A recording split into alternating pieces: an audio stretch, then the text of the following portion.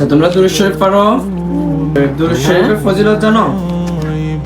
রাসূল সাল্লাল্লাহু আলাইহি ওয়াসাল্লাম বলেছেন, কেউ যদি একবার রাসূলের প্রতি দুরূদ শরীফ পড়ে, তার উপর আল্লাহ তাআলা 10টি রহমত আসে। কয়টি?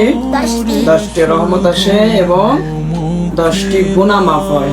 10টি গুনাহ মাফ হয়, 10টি নেকি হয় এবং আল্লাহ তাআলা তার সম্মান বৃদ্ধি করে দেন। সম্মান বৃদ্ধি করেন মানে সম্মান বাড়ায় দেন, সম্মান মর্যাদা বাড়ায় দেন।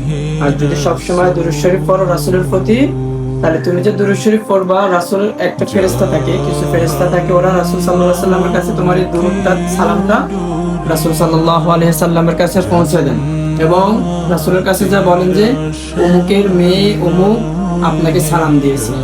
কি বলে রাসূল সাল্লাল্লাহু আলাইহি সাল্লামকে? কি বলে? হে রাসূল, যাও, তোমার বাবার নাম কি? জহির ইসলামের মেয়ে আফরা এবং জায়মা আপনার উপর দুরূদ পড়েছেন। তখন আল্লাহ রাসূল ওখান থেকে তোমাদের সালামের উত্তর দেয়। সালামের কি দেয়? উত্তর দেয়। সেজন্য সবসময় দুরূদ শরীফ পড়তে হয়। দাও, এখন দুরূদ ইব্রাহিমটা আমরা এখন পড়ব।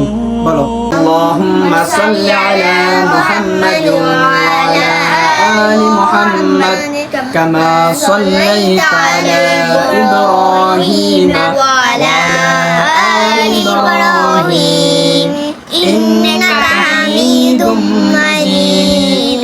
আল্লাহুম্মা বারিক আলা মুহাম্মাদ ওয়া আলা আলি মুহাম্মাদ কামা বারাকতা আলা ইব্রাহিম ওয়া আলা আলি ইব্রাহিম ইন্নাকা হামিদুম মাজিদ। রাসূল সাল্লাল্লাহু আলাইহি সাল্লামের নাম শুনলে দুরূদ শরীফ পড়তে হয়। কোন দুরূদ শরীফ? ছোট দুরূদ শরীফ যেটা আছে ওটা পড়তে হবে, সাল্লাল্লাহু আলাইহি ওয়াসাল্লাম। আবার বলো, রাসূল সাল্লাল্লাহু আলাইহি সাল্লামের নাম শুনলে কি পড়তে হবে? সাল্লাল্লাহু আলাইহি ওয়াসাল্লাম। মনে থাকবে? জি।